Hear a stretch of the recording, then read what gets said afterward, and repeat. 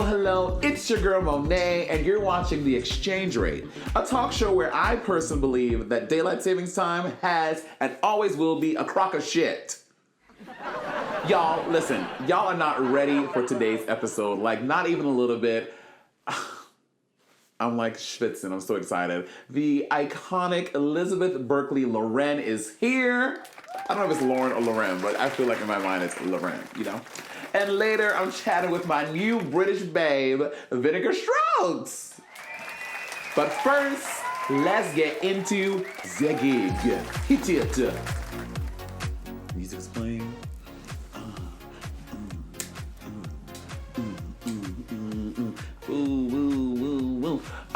So, what? Patty's doing something. Full disclosure, we literally found out the news yesterday that the UK is going back into London is going into tier 3. So the play Death Drop is halted at the moment. So the Vinegar interview was filmed. We filmed it on Sunday between shows. So we filmed it then, and at that point we were still good. Monday hadn't happened. The world didn't fall apart. So yeah, that is what it is. I'm really sad about it. This show has been going so well, getting so many great reviews. People were really living for it, and it's sad. But I think nothing happens before it's time, and I think that we did what we needed to at this time, and it's gonna come back. I believe it's gonna come back. I think that we need to do a tour of America for people to see it. We need to tour. What are you doing? I kind of have to sneeze. Well, sneeze, bitch. We'll wait. Now I'm sneeze shy. Oh my God. So yeah, I think it's gonna be fine, but it is sad. And to all the people who bought tickets, and so I'm sure they help you guys get that all sorted. But yeah, now it's time for me. We leave in a few days. We have like 5 days here still. So yeah, so now it's time for me to focus on things that I've been putting off, like giving attention to some of the boys I've been putting on the back burner because I've been so focused on my show. Of course, safe, of course. But you know, they got some cuties I want to do a little social distance walk with. A little social distance. You know what I'm saying? And yeah, I'm so sad. I really like the UK. I really like it. But also, Patty and I are leaving the UK, which is in a state of lockdown, kinda. And then we're going back to New York, which is completely locked down. So it's like the whole world is bollocks, as they say. It's all batshit cray-cray. So let's just get to this celebrity juice, the goss. Girl, Shia Labeouf. Now, I've been a big Shia Labeouf fan for a long time. I fell in love with him on Even Stevens. I don't know how old you are watching this, but I was a big Even Stevens fan with him and, I don't know the lady's name, his sister on the show. Renee something. No, Kelly Romano. Kelly Clarkson is a... No, not Clarkson. Kelly... Yeah, you figure that out while we do that. So I'm a big Shia LaBeouf fan, so I really like Shia LaBeouf. So to hear about this story is very disconcerting because I cannot believe this. Christy Carlson Romano. Yeah, I used to love that show, Even Stevens. He was so good on that. And then he was in Holes. The movie Holes was so good. It went up when he was like, you know, in the jail. Not jail. He was like a disciplinary, whatever. So to hear this is really disconcerting, but it makes sense. Like for years, we have seen TMZ articles, E-News, all this stuff about Shia LaBeouf being drunk and crazy, like beating up paparazzi, fighting cops. Like he's always had this behavior as being problematic and really, really aggressive. So this does not come as a shock. So on December 12th, Sia tweeted, "I too have been hurt emotionally by Shia, a pathological liar." Bitch, when somebody call you a pathological liar, that means you done some shit. Because you can call somebody a liar, like he's a liar, but a pathological liar is a little extra sazon in the shade. Who conned me into an adulterous relationship claiming to be single. I believe he's very sick and have compassion for him and his victims. Just know if you love yourself, stay safe, stay away. That is a very pointed and very straightforward tweet, and it's in response to all the drama with FKA Twigs and Shia Labeouf, and also his past boo Mia Goth. So let's break down the history. So when Shia did the Elastic Heart video with Sia, that's the one with him and Maddie Ziegler. They're in that like cage, like dancing and really like crazy. Which she did an interview, or she did like a talk about that like a few years, like a year or two ago, about how like, because you know a lot of people like gave Sia heat for it because it looked like Shia LaBeouf and this little girl were like in this like relationship, but it wasn't like there was like this bigger anyway. But Sia's music is very cerebral. I'm drooling.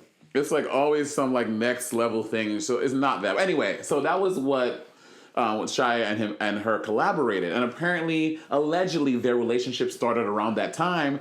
But in 2015, he was dating Mia Goth, who they had been dating since 2012. So Shia married her in 2016 in the Las Vegas ceremony that was streamed live on TMZ. Who streams a wedding? It's not even COVID. Who is streaming weddings in 2016? That seems so tacky. I would never. Well, that's so tacky. But anyway, they may have reasons that they need to. I don't know. Then they filed for divorce 2 years after that, and that's when Shia started seeing FKA Twigs.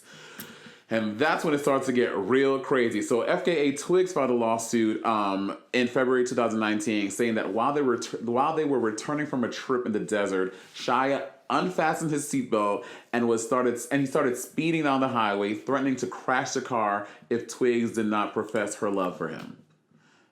That's crazy. But what happened earlier before that was that early on that trip, she was just in her bed minding her own business, dreaming about making music, and she woke up to Shia LaBeouf on top of her, choking her. Like, that is crazy. Imagine sleeping with your boo, like, you think, to be fair, I don't know what was going on in their relationship. They may have had a tumultuous past before that. I don't know. But to wake up to someone choking you, that is fucking scary. And she also says, in the lawsuit, she said that Shia LaBeouf knowingly gave her an STD. Now, I don't know what stroke of luck I have in my life, but in all the, sexual things, I was going to say misconduct, but it's not misconduct. In all of my sexual relationships, I don't get STDs. Like, I have, even if exes don't tell me they've given me STD, in my life, I've maybe had 2 STDs. Of all the sex I've had 2 STDs ever. Why are you looking at me like that? Okay. What? No, you later, you said I had no STDs, and I was like... Well, I mean, like, for the amount of sex I've had, the amount of STDs I've had, it is just not even measurable. It's like negligible at this point. And one of them was from a Drag Race fan, and I've said it before in the podcast. He gave me syphilis in syphilis in Belfast, Northern Ireland. So here we are. You know who you are.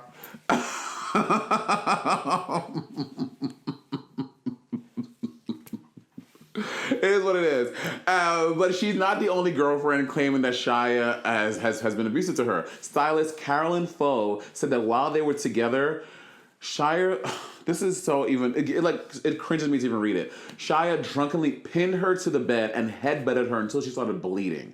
Bitch, that is sadistic, that is dark, and this motherfucker needs help. Shia responded to the New York Times saying, "I'm not in any position to tell anyone how my behavior made them feel. I have no excuses for my alcoholism and or aggression." Which so you're blaming the alcoholism. No, bitch, it's you. Only around aggression, only rationalizations. I have been abusive to myself and everyone around me for years. I have a history of hurting the people closest to me. I'm ashamed of that history, and I'm sorry to those I hurt. There is nothing else I can say, really. Yeah, you can say fucking sorry. What did you say? Sorry? I don't feel like the sorry was sorry enough. And how are you atoning for this? For abusing these women. This is crazy. But then what is so fucked up is that he backtracks later saying many of these allegations are not true, but he owed the women the opportunity to air their statements publicly and accept accountability for those things I have done. Bitch, this is so convoluted and so full of shit. I used to think Shia was so cute and so hot. Fuck that. You're not cute, you're not hot. You're fucking abusive. And he's allegedly a silver member of a 12-step program. If he is, good for him. But you need to atone for this physical. And these are just the ones that they're telling us about. God knows what he's done to them that they have not spoken out about, or like the emotional abuse they may have gone through with him. It's just all really sad. And what's really weird is that in March, him and his ex Mia Goth, which she hasn't come out with allegations about him, but if he's been abusive to other women, I'm sure someone who's... I mean, I don't know. This is all assuming at this point. But they were seen riding bikes together with their wedding ring still on. Neither of them has said they're back together, but they've been seen together and doing romantic-ish stuff. So if she's back with him, I hope she's well and she's not getting sucked into his mess anymore. But that's Shia LaBeouf. Ugh, shame on him. Gross. So Tiffany Haddish and the Grammys. This story has been blowing up. It's been everywhere. And the team here, because y'all like to come for me saying, I don't do my research. We had researched this, and this are the facts. So Tiffany Haddish was asked by the Grammys to host their opening ceremony live stream for free. Now, I know what you're thinking. The Grammys for free? The fuck? It's the Grammys. Like, you can afford to pay someone. Well... And of course, Tiffany was really insulted by that. She was like, I can't believe that they would ask me to host this gig without paying them. Like, this is crazy. But the gig was not for the Grammys proper. It was for the ceremony hosted by the Academy, which is a non-profit, non-sponsored by a network. Now, I'm sure they can find money from somewhere, but all the past hosts who have ever hosted this opening ceremony, they've never been paid. So it's not weird that they asked her to do it for free. Like, in all the years they've done it, the person who does the pre-thing has never been paid ever, ever, ever, ever, ever. But the hosts of the actual Grammys do get paid. And they normally receive like $5,000, which, can you believe $5,000 to host the Grammys? Doesn't that seem so low?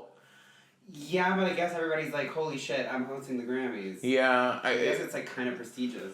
But it also, like, it depends on who you are. So, like, when James Corden hosts, do you know, guess how much he gets paid? $10,000. $20,000. So, I mean, but James Corden also does, like, he is, like, so theatrical. He's, like, running around in the audience. He's, like, doing shit. He's flipping around. He's, like, playing games.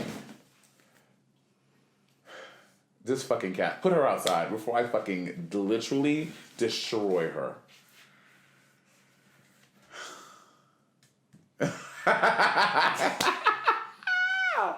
She's over here jumping and shit, flipping and shit. She's too much.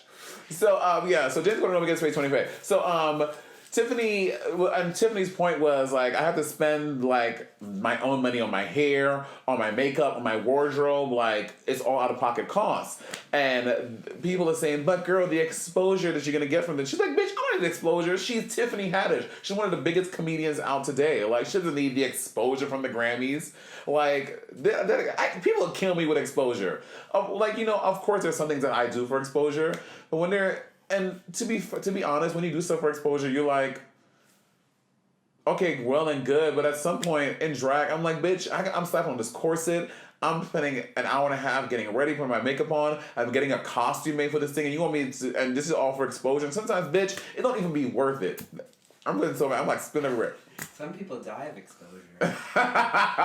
Like, sometimes exposure is just not what it's cracked up to be. It's like, okay, it's cute, but at what cost is this exposure? Is the exposure worth it? For Tiffany Haddish, hosting the pre-show of the Grammys is not worth the exposure. She's way bigger than that. The president of the Academy, Harry Mason Jr., made an Instagram post apologizing to Tiffany, saying that it was without his knowledge that the talent booker reached out, and the talent booker had told Haddish that she'll be coming out of her own pocket for these costs, but he was like, absolutely not. Like, we would absolutely cover these things, but it may be a little too late. Will Tiffany Haddish do it? I don't know. I mean, now I would absolutely Grammys. I would absolutely do it for the exposure. That sounds fun. I don't know what happens at the pre-show though. I guess I think it's like little performances and stuff like that. Yeah. I would now, for me, it would be well worth it to do that. Like, I would absolutely do it. I'll get me a cute little outfit, boom, and it'll be cute. So, Grammys, if y'all want somebody else to do it, I'm available and I'll do it. Not like the fucking Grammys people watching this shit. Imagine. Kim and Kanye West Kardashian. I know. Talking about them. To be honest, I always feel a little like, eye roll. I'm talking about Kim and Kanye. Especially fucking Kanye. I just cannot. But we all know Kanye has had a very tumultuous couple of years. He does suffer from mental disorders and psychosis of whatever sort. So, like, I guess it's not all his fault, but it's still going real crazy, girl. People Magazine reported that Kim and Kanye have not decided to file for divorce because those rumors were swirling around, but they are in fact living two very much separate lives. Which I don't know what that means. For rich, I feel like rich people, they do like a cost-benefit analysis. They're like, is it worth it for the media, monetarily, I'm sure? Because allegedly, Kanye West was in a whole bunch of debt. And Kim Kardashian with, I think the emojis and the apps, like she kind of helped pull him out of that debt. Allegedly. This is all alleged. Who knows what these people's real finances are. But marrying Kim was a really big move for Kanye. I don't know what Kanye West would have been in debt for, though. Like, what was this nigga doing that he was in debt? Just making music and touring and stuff. But who knows? These celebrities. It was also like upkeep of life. Anyway, and Kim is also just living like a different life. Kanye West is out here doing crazy shit. He has like a church going on. No, don't get me wrong. Kim seems like a nice lady, but Kim does not seem like the church going type of lady. Allegedly, Kanye didn't want her dressing like sexy anymore, like showing like her cleavages and like her cleavage. Like she does have her ass out like that. Oh, her ass cleavage, yeah. A source says that Kim is working on her projects and Kanye is focused on his own stuff, and their lives don't overlap much. She strongly believes she can make a change when it comes to prison reform. It's her passion. And to be honest, to be fair, she has done big things for prison reform. You remember when she met with Trump to get, what's her name? Yes, Alice Marie Johnson, 63-year-old Alice Marie Johnson, who had been in prison. And Kim advocated to get her released. You have to close the door. She's going to keep on coming in. I know, but she's going to cry. But we won't hear it on camera. She's in here being destructive.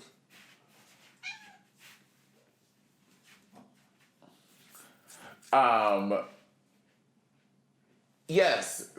Sorry, Colleen's being a terror as usual. A girl, the older she gets, it's just getting too much. She got Alice Marie Johnson, 63-year-old Alice Marie Johnson, who had been in prison for a long time.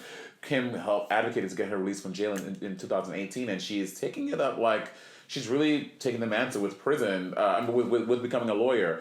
And LA has this rule, the state of California, because I'm going to admit, I do still watch Keeping Up with the Kardashians sometimes because, on a Sunday morning, you just put your TV on, it just plays all day. Like, it's like shit just on in the background. Anyway, like, California has this rule that you don't have to go to law school. Because y'all know, Kim started a 4-year apprenticeship with the U.S. law firm in 2018, and she hopes to become, like, an actual, like, barred lawyer. Well, I guess because if you don't take the bar, how can it be...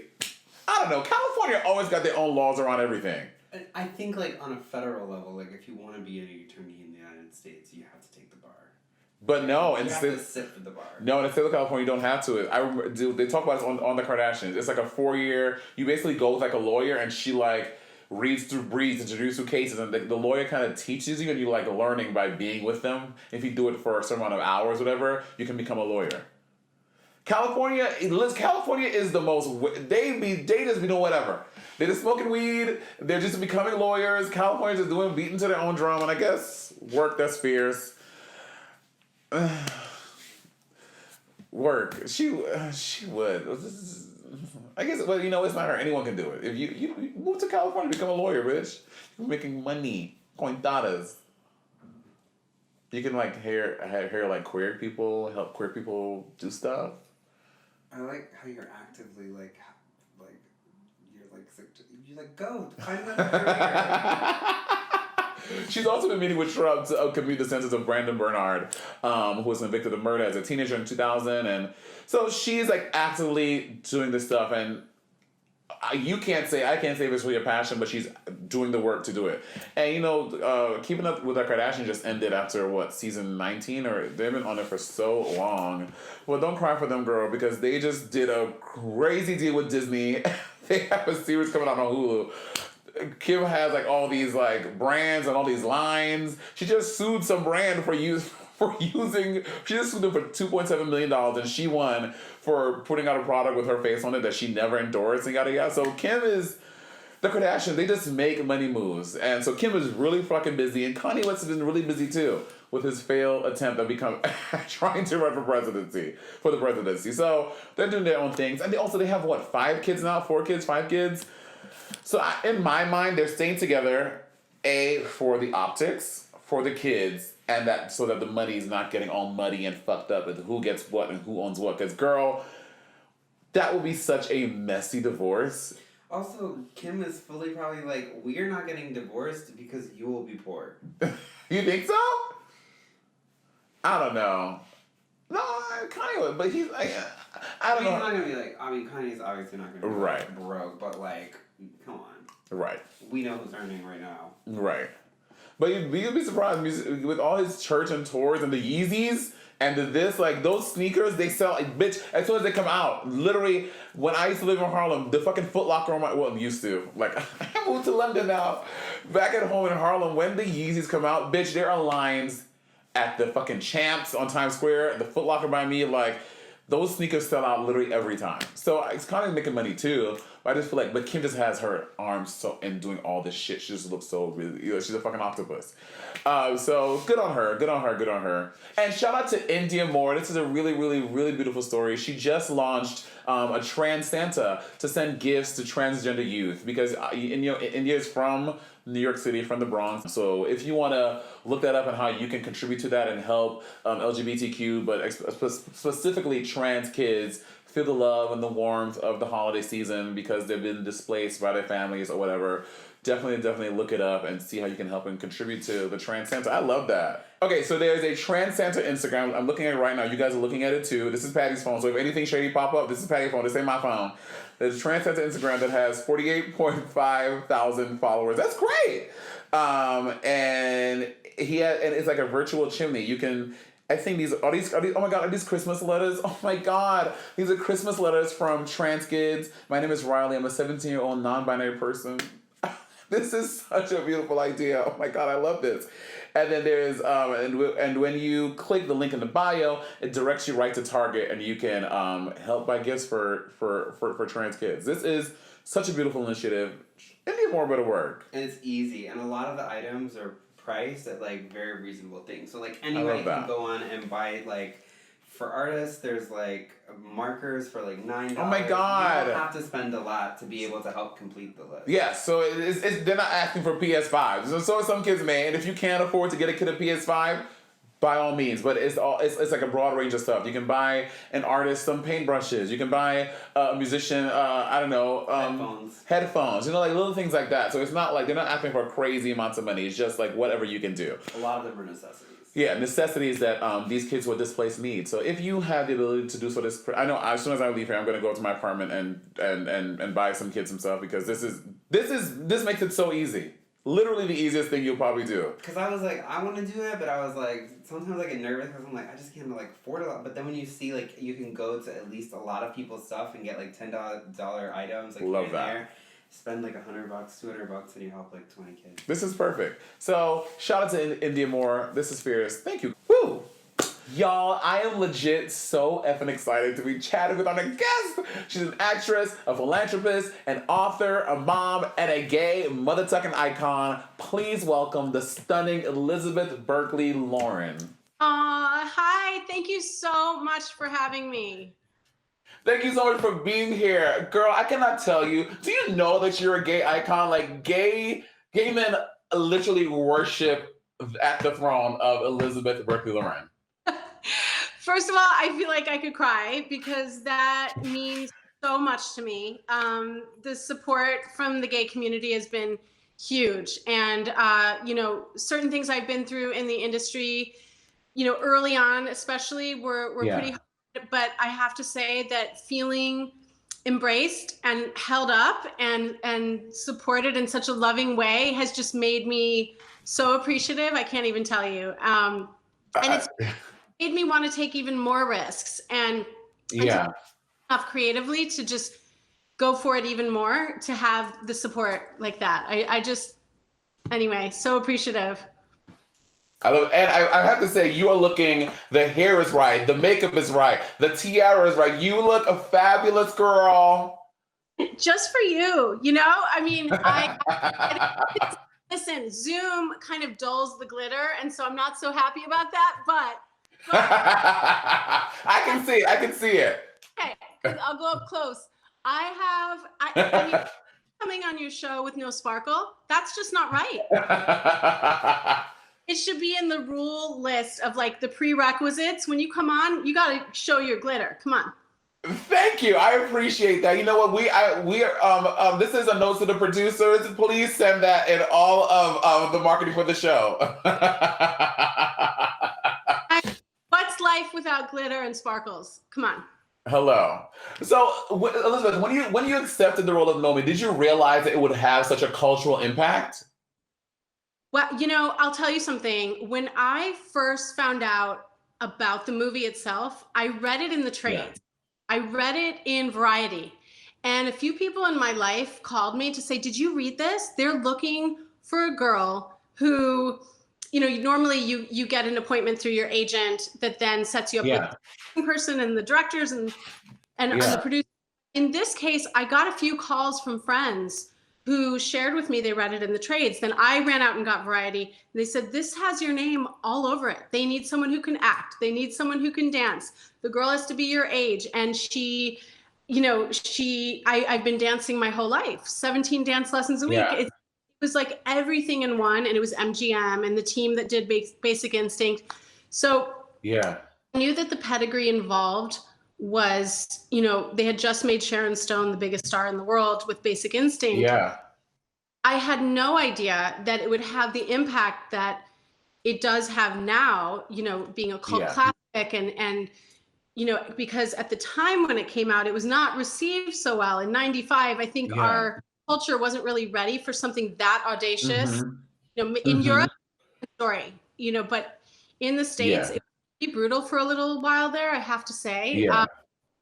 They weren't ready for it. And it was, you know, the movie didn't apologize at all for itself. Which I think is why a lot of gay men love it, because it has what we love, a strong female lead, and it had all of the theater with the dancing and the stage. Like, so I think it had so many aspects that queer folk really gravitate to. And then also, but like that's kind of been your thing, like Jessie Spano and both Nomi Alone are two boss ass women that don't take shit, and I think that's why people gravitate to them so much. Do you have any regrets about it? Even because like you said, back then people were just so shady about it.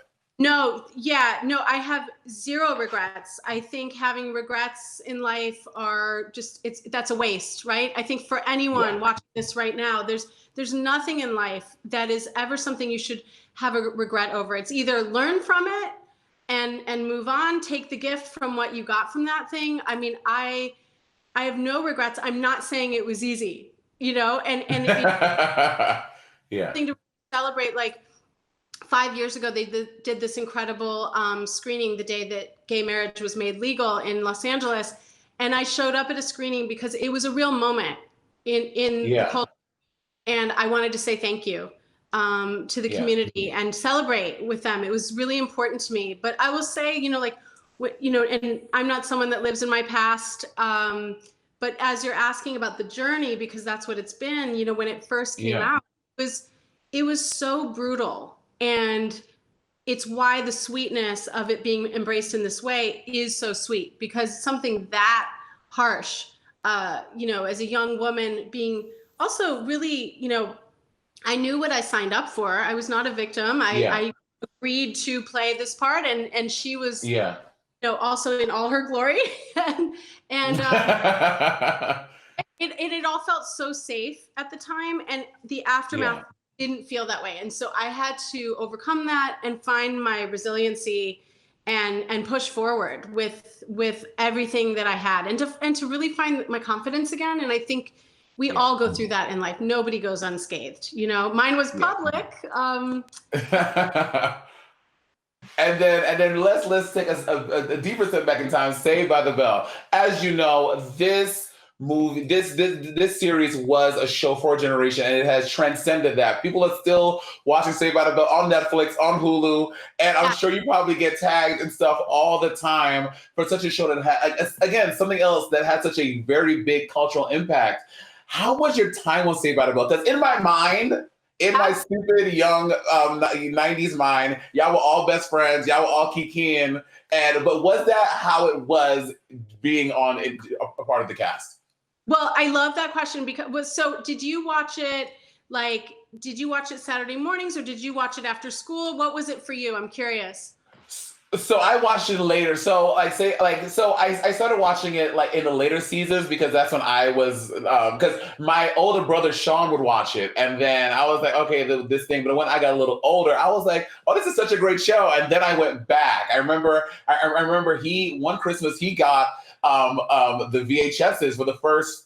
For seasons 2 and 3, and then I watched it from there. And then one time I actually recorded over one of his VHSs, and he didn't like that. Well, we won't talk about that. But so I kind of watched it later on in life.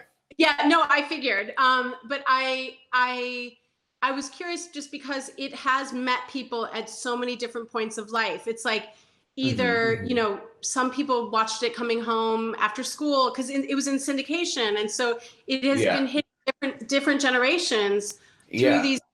I mean, we were really close. We were babies. Okay. We were like 15 when we did the show. We got our driver's licenses together. We did school together. Wow. We had a tutor on set. Our parents were on set. We were minors. So, and also at that time in the industry, there wasn't social media, and we were in this little bubble together. Like, we were working really hard, and we were professionals, and we had an expectation that we had to deliver, and we all had a good work ethic. It was very special. And I think because we had that chemistry is why it's kind of had this interesting staying power in pop culture. Yeah. Obviously it's silly and fun and all of that too. Yeah. And so what was it like stepping back into this role in this new Saved by the Bell reboot? Because now Jessie, I'm sure her I haven't seen any of it yet. It's not out yet, is it? It just started the day before Thanksgiving. So we're just now streaming on a new streaming service. I know there's so many, and people have Netflix, and this is called Peacock. It's NBC Universal streaming service, and all 10 episodes are available to stream now. So you can binge it up. Yeah. Yeah, see, that's the thing. I hate watching shows and waiting for the next week. And Netflix and Hulu culture has gotten me accustomed to watching it from the beginning to the end. I hate sitting in limbo because I'm like, no, what is Jessie gonna do next episode? So I have to watch the whole thing. Like, we used to have to wait and be patient, and then but what's so great about this cast, I can't wait for you to see, is our kids are so special. I'm back. The 4 OGs are, 5 OGs are back. Tiffany, Mark Paul, Mario and I. Mario and I are in every episode. And Jessie is now back. She was a feminist and ahead of her time when she was a teenager. Yes. She's now back at Bayside as the guidance counselor. Mario's character Slater is the gym teacher. Of course he would be. Why not? What else he gonna do? Mark Paul is the governor, and Tiffany Kelly is his wife. And then Lark Voorhees gets to bring Lisa back for us, which is a really joyful thing. Amazing. Yeah. So does a beautiful cameo and brings all that Lisa beauty back. And I'm just so happy that we got to have her back as well. But 100%. Yeah, we have this incredibly special new cast of kids as well. And as a producer on the show, I was a part of every step of casting, and for the same reason you loved our group and you loved how tight we were. Creating that chemistry and putting those pieces together was something that was really important to me to be a part of, and I think we achieved that with this group. They're special. I love that. Now, back in the day, you guys also tackled really big issues that other shows around that time weren't necessarily doing, like your iconic caffeine pill episode.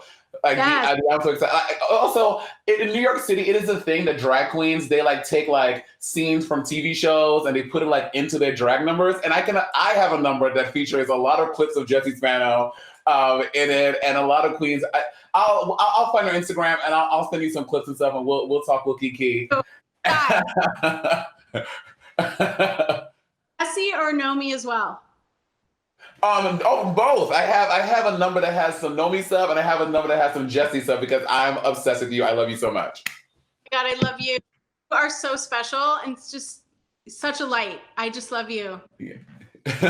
So in the reboot, are you guys tackling a lot of those same issues that that kids go through today? Because you think about the caffeine pill episode, back then I didn't realize it was such a thing. But now you see shows like Euphoria, and kids are doing even crazier things in school now. So what type of issues will the show tackle? I'm so grateful because our showrunner, Tracy Wigfield, really, we call it a reboot because while we are taking the things that like you've loved about the show forever and people have really loved, we wanted to protect that, but at the same time bring it to the now. And so the old show couldn't really deal with certain issues on a Saturday morning, except for the caffeine pills was about as extreme as we got. You know, we are real. It's a comedy. It's a single camera comedy. She did 30 Rock, so it has that kind of tone, but we're dealing with kids with different socioeconomic backgrounds, race, diversity, inclusion. We have kids from East LA, and their school has been shut down, and they've been bused into what is like the Palisades. It's a school called Bayside, and kids are dealing with relevant issues. And I mean, our lead cheerleader is transgender. Her name is Josie Toda, and she's incredible. As is every. Love that. And it's not something that every episode is. I mean, we don't discuss it. She just is, and that's how it should be. Absolutely, 100%. I do have a question. What's that? So your hair was known to have all the body, all the curls. That must have been a fierce perm they had up in there. No, that is straight up the Berkley family. Okay. Really? Can I air dry my hair, like out of the shower, air dry? It's still curly, but remember, back in the day, diffuser, shaper hairspray, tip it over to crunch. So I could recreate that. Actually, I had to a few years ago on Jimmy Fallon. We did a skit that dealt with. Oh my God. Well, oh no, we literally were our characters from childhood. So if you want to see, like, we had to redo that vibe. But my hair will do that still, like on a beach vacation. It's love that. Yes. Spano half Blue Lagoon. Okay, little beachy. And before you go, we have to talk about your New York Times best-selling book, Ask Elizabeth. I want to know, is there a direct correlation between that and between Saved by the Bell and your book? Because obviously so many young girls, again, gravitate to you and your character and how unapologetically feminist a lot of the characters you play were. Was there a direct correlation between those experiences and writing this book? Thank you for that question, because you know in life, as you go on, certain of the pieces start to make a lot of sense, even if in the moment you don't know what's driving a decision to create something or do something.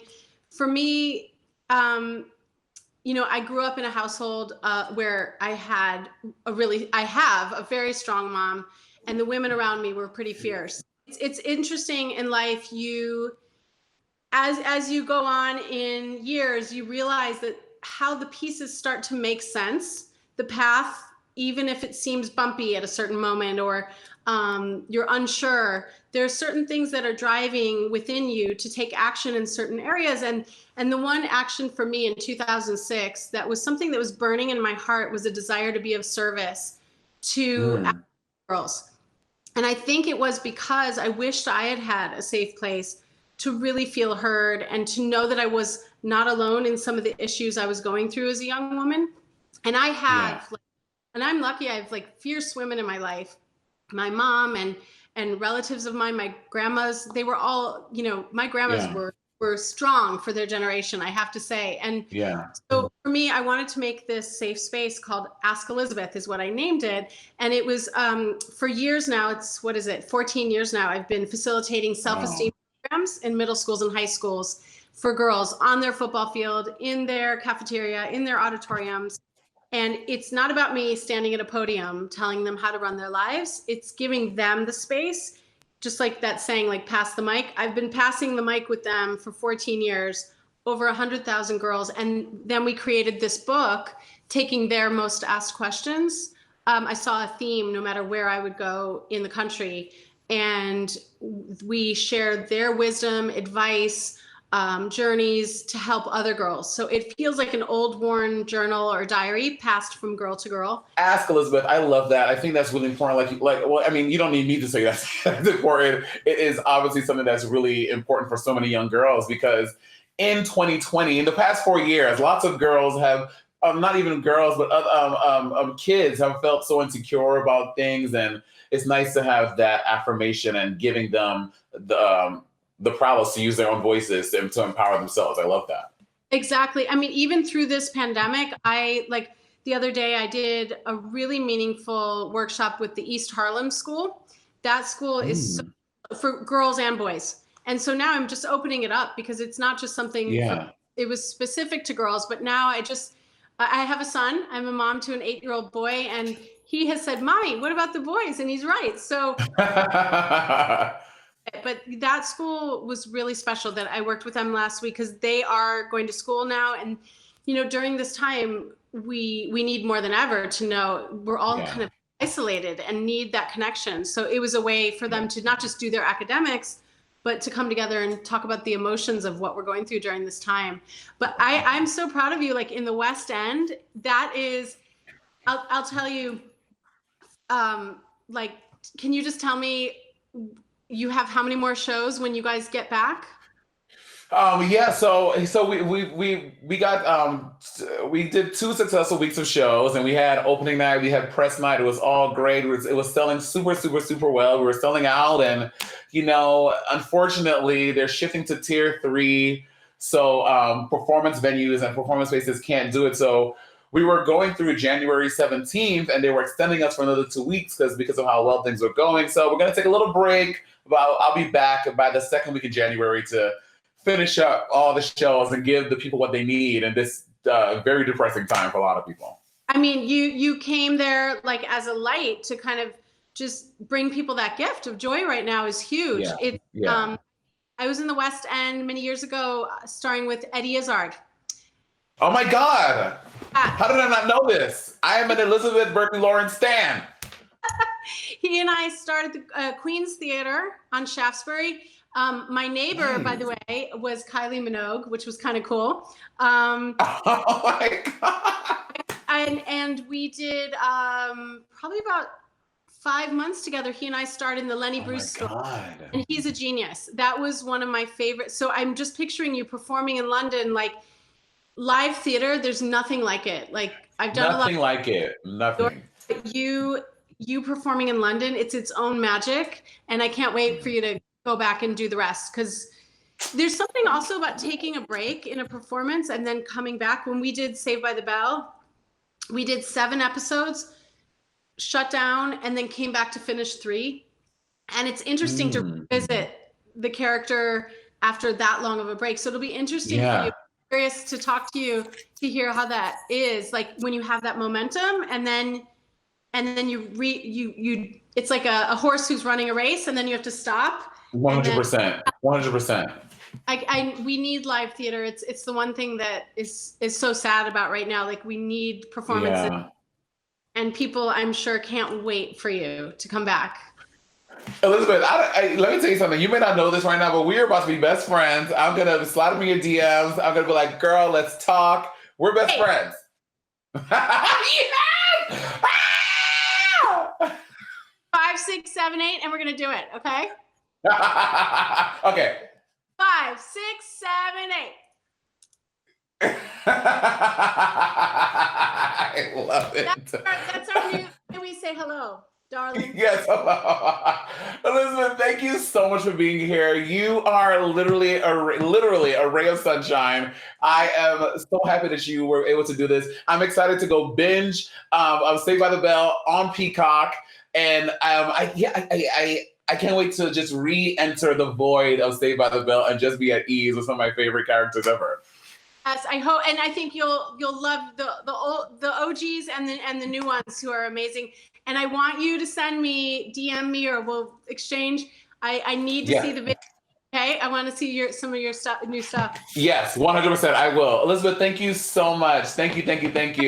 Y'all, make sure y'all are streaming Saved by the Bell on Peacock right now to watch the fabulous Elizabeth Berkley Lauren turning it out as a classic, Jessie Spano.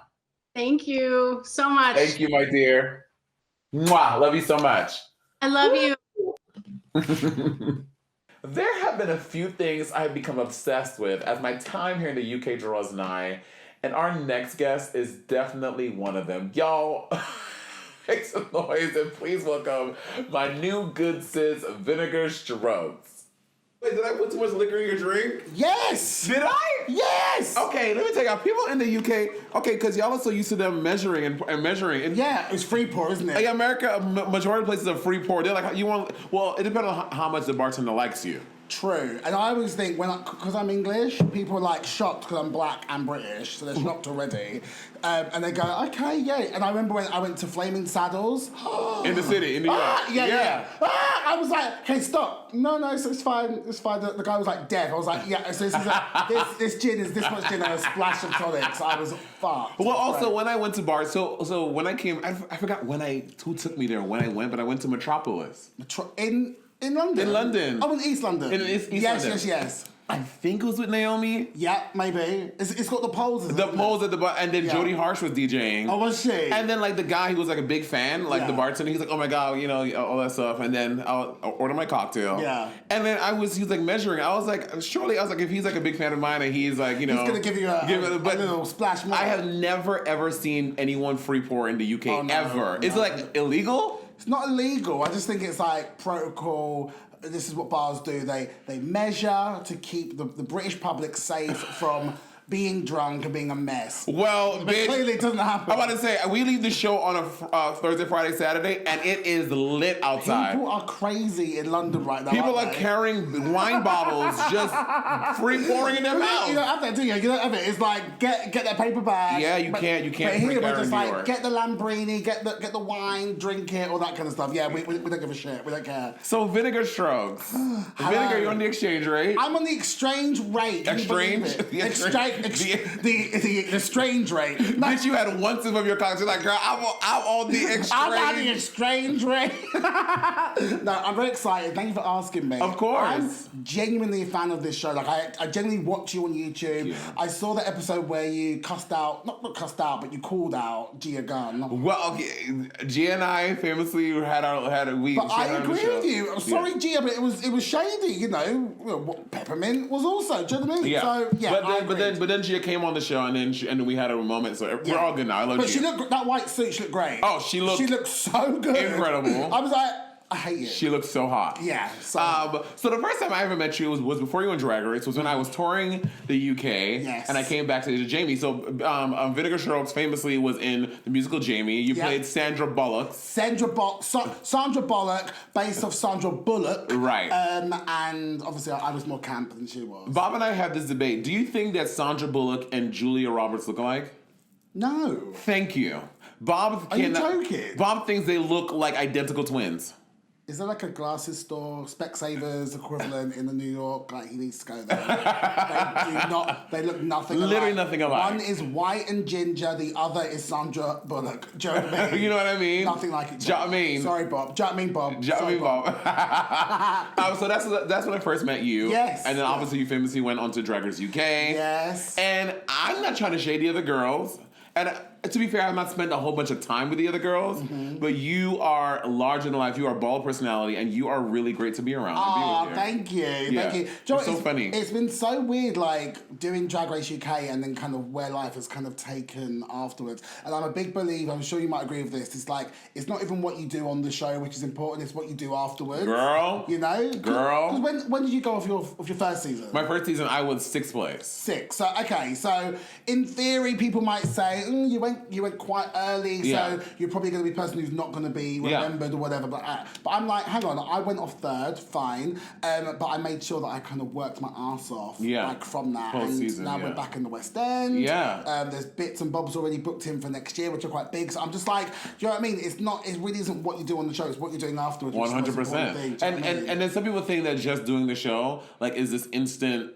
Is the key to success? Things just fall in your lap. No, it's a lot of fucking hard work. Most of the queens think that, right, I've made it on telly, and I'm now famous, and everything's going to come to me. And there's some queens on my season who have not put in the work afterwards, and they're realising, oh, maybe I wasted that whole year that I had. And we're very lucky in season 1 because we've got COVID, not COVID's lucky, but we've got a little bit extra time compared to when season 2's going to come out, which is very soon. Right. But we had a bit more time to kind of really kind of put our faces out there. And some people haven't put their faces out there, so now they're going, what the hell's happened? What's happened? Well, that's what happened. You didn't do anything. Yeah. You relied on being famous, which really isn't the thing, you know. Yeah, it's it really isn't. It's about the work, and the fame is the byproduct of the work, I think. So and you're obviously a big music theater queen. Love it, yes. So you came to New York City for DragCon. Please tell me what you did, because this is so crazy. So I went to DragCon New York, very, very nice. How did you like New York? Wait, I go there every year. I've got family out there, so I try and go as much as I can. Got you. So I loved it. I think it's like my 7th time there or something. Oh, work. I was I'm going.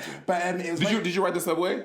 Of course. Okay, do you think your tube system here is easier than our... Really? Absolutely. I disagree. Look at Patty. Patty got big old eyes. Patty, all right, drink some more vodka, please. No, honestly, I am so confused by the metro. The metro? Oh, we call it the subway. The subway. Yeah. Like, you've got the fast train and then the slow Not to be confused train. with Subway sandwiches, but yeah. Now I'm peckish. We're not sponsored, are we? I love it, peckish. So peckish means that you're a little hungry. Peckish is, I'm like, I could eat something right now. Yeah, okay. Do you know what I mean? Do you know what I mean? That's my... Okay, so vinegar and salt vinegar. Do you know what I mean? Do you know what I mean? So when we were in the rehearsal process, our director, Jesse James... Yeah, Jesse Jones. Jesse James. Jesse James is that like a famous... Is that like a singer? Yeah, he's an outlaw. He's in the West. Anyway, it's a whole... Another white guy, yeah, sure. Another white man. So he kept on saying... He would say something and he would say, I mean... No, he would say, do you see what I mean? You see what I mean? Yeah. And I would say, do you know what I mean? Because in London, you don't use any vowel sound, no vowel, you just kind of get rid of it all. So, do you know what I mean? It's basically for the Americans, do you know what I mean? Yeah. Basically, but you just take out all the letters in the middle and say, do you know what I mean? Do you know what I mean? Do you know what I mean? So, Monet's obsessed with that. I love it. Obsessed. Every time it goes, do you know what I mean? You're like... But you sound good doing it though. Do I? I'm like... if Courtney can't say it properly, do you know what I mean? Okay, so to me, the reason why ours is easy because we have numbers and letters. Yeah. And y'all are just colors here. Colors, yeah. But we have colors and numbers and letters, which makes it easy to me. Yeah, but when I get on that fast train, I want to go to say Times Square, and it's gone zoom past that into something. That is true. Into uptown, low town, side town. I don't know, any town. I'm like, where the fuck am I? And I remember asking some guy, he's quite cute as well. I was like, hello, excuse me, I'm trying to get hit. He was like, I don't know, man. And I guess the accent confuses them. They're thinking, fuck me, is this like, what are you? Like, I think they forget there are black people in England. Do you know what I mean? They're forgetting, so yeah. Do you find that your accent gives you more trade when you come to New York? Oh, absolutely. Of course. I have had, can we say circumcised dick? Pussy, dick, all I've had so much circumcised dick in New York. Which is so crazy because the grass is always greener. Bitch, I love uncut dick. Babe. You love cut dick. No, I didn't say I love it. I said this is the option. This is the one option. It's like if I got like a Subway sandwich and I said I want tomatoes and they don't put them in there, I'm still gonna eat it. So because there's no hood around the helmet, I'm still gonna give it a go. And actually, even though I've got to give up an extra 10 minutes to make them come, I'm happy to be there. Do you know what I mean? I just make a call. Excuse me, I can't be there for 10 minutes. Do you know what I mean? So, but I love. I mean, dick's a dick. As long as it's pretty, we're happy. Right. Do you know what I mean? Right, so yeah. So you came to New York, and you're coming to New York for DragCon, all this stuff. Oh yeah, but it's that story, aren't we? Yeah, girl, this is the show. Tangent. That is my new drag name, Tangent. Tangent. Yeah. And in the midst of all the DragCon craziness, you're doing. I'm going to the theatre. Every night. I love Broadway. I went to see... We were there for 6 days. No, 5 days. Whatever. It was a week or whatever. I was there. I literally saw 5 shows in 1 week. And I was like, yes, I came there every night. That's crazy. Why is that crazy? Because DragCon is such a crazy time. Normally, Patty and I are literally like that scene in Chicken Run, just running around. I mean, in Sesame Street. Ah! Yeah, but hang on, can I just say, at the time, had you won All Stars then? Yes. I remember your booth as well. I looked at your pins, the pins where you pull up the... This is now selling her stuff. Buy Monét's merch, not mine. The pins where the wig comes off. I saw all your merch, and you were sneaky because you had like a bit behind. Oh, girl. So no one could see I learned that trick. Yeah. I learned that trick. And you had all the kind of like gallery photos. I remember this vividly because I was like, that's a good booth. I was always thinking, what could my booth be? I was like, my booth is good. So I didn't see you there. Yeah, I didn't was see you. behind. Yeah. But I remember seeing your booth there vividly. But yeah, I was like, no one knows who I am yet. And what's funny is I'm walking around DragCon, everyone's going, meatball, meatball. I'm like, I'm not meatball. True story. And this black girl was like, oh, I'm so sorry. Then flip to DragCon. Oh, 10 minutes. Sorry, Paddy. Oh, can we say that? Ooh. So we flipped to London and people were going to meatball. Right, so we've got, can we just get an interview, please? Right, here we've got Vinegar Strokes. It's fucking meatball. It's meatball. So we're just twins, aren't we? I don't think y'all look alike. I think we paint very different. Yeah, what it is, definitely we're both brown. We're brown. And a bit fat. So people get confused. Yeah, so I saw 5 shows and I love it. I love Broadway. I love Broadway, it. I love it. It's great. Could you see yourself living in New York? Absolutely. Yeah. My dream is to do like a year there. A year. Just to kind of go do a few gigs, just kind of be there. Yeah. Do you know what I mean? Because I just love it. I just love the whole place. I haven't worked with a whole bunch of UK queens, so I don't know. But I definitely feel like your personality lends itself to a lot of the queens that we know at home in New York, right? Am I crazy? Like you have a lot of personality. You're fucking funny, and that's what New York is like. You know what I mean? I think for me, drag isn't about just lip syncing and doing a death drop and full stop. That's it. And taking tips and that's it. Yeah. I think you've got to go out and entertain. You've got to go there and be like, right, I'm here to. Whether you're getting paid $5 or $1,000, whatever, you're there to entertain. Yeah. It's great. It's great for the audience. It's great for you. So for me, I'm like, I would just be bringing lots of live stuff. I might lip sync a little bit if I can't be bothered, but I'll be lots of live stuff, singing, jokes, that kind of stuff, and bringing proper British drag over to the States. But yeah, I would love to like a year in New York. That'd be like a dream to do for sure, 100%. And now, like you said earlier, we are back on you're back on the West End. My first on the West End. You're back on the West End. Congratulations as well. Doing Death Drop the play. Yeah. Dragatha Christie Murder Mystery. Did you ever think you'd be doing this ever? I did not. First of all, amazing? Can I be really honest with you? Tell me. When I saw the Death Drop and it said Dragatha Christie, I had no idea because I'm an ignorant fucking American. I had no. Is Agatha Christie? She's British. She's British and she's like a big deal. Like what an Agatha Christie play is, a film. You just grew up with it. Got it. Yeah, I'm an ignorant fucker, and I had no idea who Agatha Christie was. I don't know who Taylor Swift is sometimes. Who's this? Ignorant. Who knows? But why did you decide to return to the West End in this play?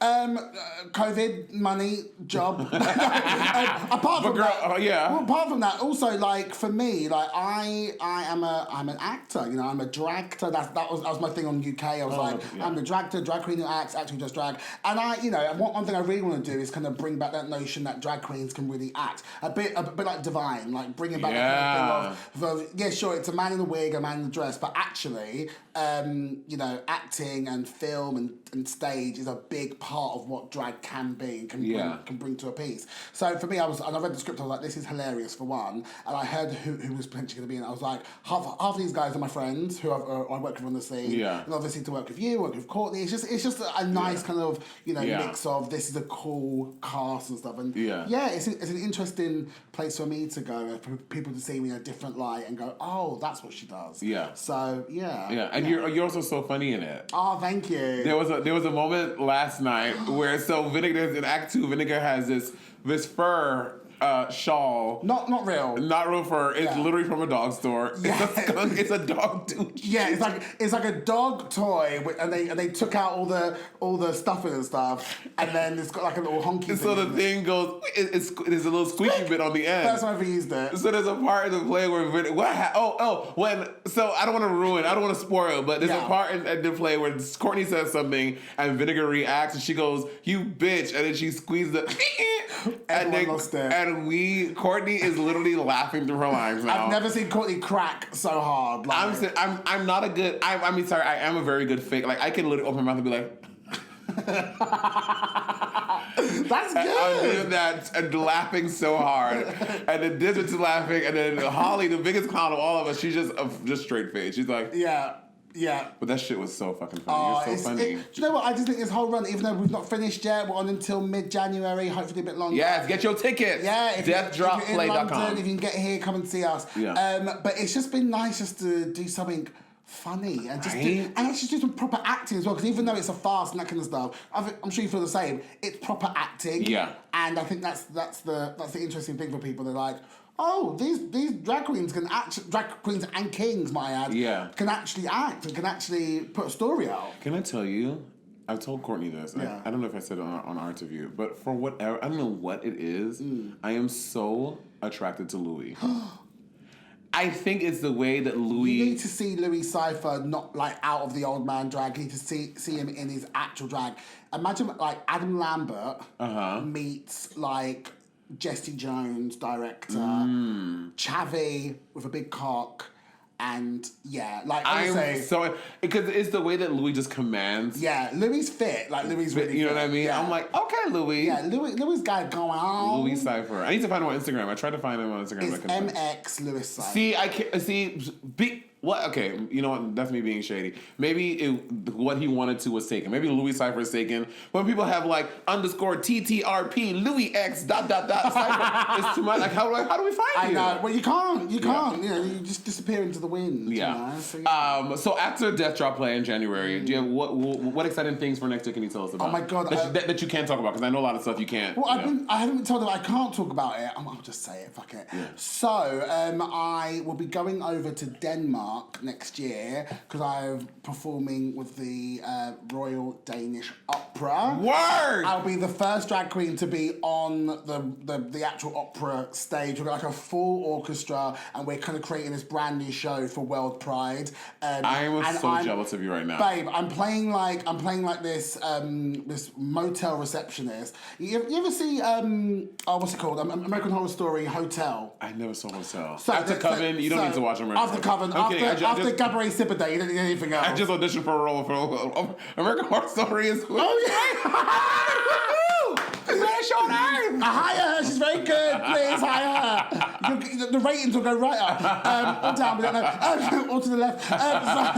So I'm going to be like bald. I've got to shave. You're going to teach me. Shave my hair off completely, and I'm literally like doing this amazing. And that's another thing. Like again, it's not Vinegar Strokes. It's me kind of creating this new acting role. I love that. And yeah, I'm literally like at the opera. I'm not an opera singer, but they're like, we want you for what you can do, what you can bring. I love that. And then what's nice is it's like myself as a drag artist. Then we've got some trans opera singers in. We've got all across the spectrum, colours, shapes, sizes, genders, the whole shebang across. So it's going to be a really special show. So I love that. That's something I'm really excited amazing. for. And I've got my band happening as well. I've got some more music happening. So yeah, comedy shows, tours, this kind of stuff. So just lots of things. Like I said, it's what you put in afterwards, which is the main thing. So yeah. And one thing that we are going to do before I leave here is we're shaving off half of that eyebrow. So Vinegar said on the press night, which to be fair, I forgot as well. I think Vinegar remembers. She's like, I ain't gonna remind this bitch. We're shaving off your eyebrow. You do as well. We're giving the halvesies like me. I'll do the halvesies. Not the whole thing. But I still want to get laid. So you'll still get laid, girl. You can just take a pencil and get that in. When I'm getting trade, that I'll be. All right, do a little scrap. And if all your makeup is at the thing, which at this the theater, which happens to me, you just get a little Sharpie and fill it in that way. Silky nutmeg ganache shit? Okay, yeah, girl, I'll do it. Silky that shit, girl. I'll start doing that. Show up in full blackface. Yeah. You want to see me? You want to know? This has been Vinegar Strokes. Honestly, I am so happy to work with you in this capacity, to get to know you like this. I'm obsessed with you. I feel like we're like best mates now. Right? Do you know what I mean? Do you know what I mean? Okay, so write down in the comments. This is a comment. Yeah. Right, if you want a new single between me and her called Do You Know What I Mean? Can you imagine? Do you know what I mean? Do you know what I mean? Do you know what I mean? Do you know what I mean? Do you know what I mean? Do you know what I mean? Do you know what I mean? Do you know what I mean? Do you know what I mean? We're a bit hot. Yeah. Bitch, so last time Courtney and I did this, we got so wasted between shows. Are you joking? We just finished our matinee. We have another show coming up in about... shit. Where is Courtney? Shit, in her dressing room, probably bullshitting, doing some bullshit. Proposing. Right. Oh, I'm thin. Her little dressing room photo. Yeah, I'm exactly. like, bitch. doctored, filtered, auto-tuned. Do you know how much weight she's put on during COVID? She's like a house. It's nice, dude. Not auto-tuned. Well, voices are all joking. Yeah. I'm kidding. Y'all, this has been Vinegar Strokes. Thank you so much for doing this, girl. Thank you, Monét X Change. It's not my show. I don't have to say Come anything. see us at DeathDropPlay.com. And follow me. Follow on Instagram. I need the followers. The black girls don't get enough followers. Yeah, what's your Insta? Instagram, The Only Vinegar Strokes. Twitter, The Only Vinegar. Grindr, Daniel. Ooh. 9. Oh, the government name. The government name. The government name. Oh shit! Yeah.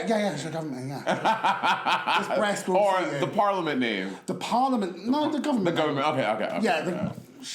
I know. I've been trying to Britishalize too much shit. Are you gonna move here? I don't know. I would love to live. I read a quote. You said I would move here. I would move here. Oh my god. To be fair, I say that about everywhere. I said that about Australia. I said that about South Korea. You're the only black girl in Australia. Oh, girl, literally. The only one. The only one. No. Yeah. Come to London. To London. Yeah, we can. Yeah. Chat me. Y'all, that's it. That's the episode. Peggy and I are heading back to New York. So next week we will be back at home. I know, it's sad. We love the UK. It's always a good time here. We've had very interesting experiences here in the UK. Oh my God, can we please tell the story on the podcast one day? Not the podcast, on the YouTube. I just want to just relive this and with just a whole episode about it. Okay. I hope you guys enjoyed the show. Until next time, remember to always keep your currency in check.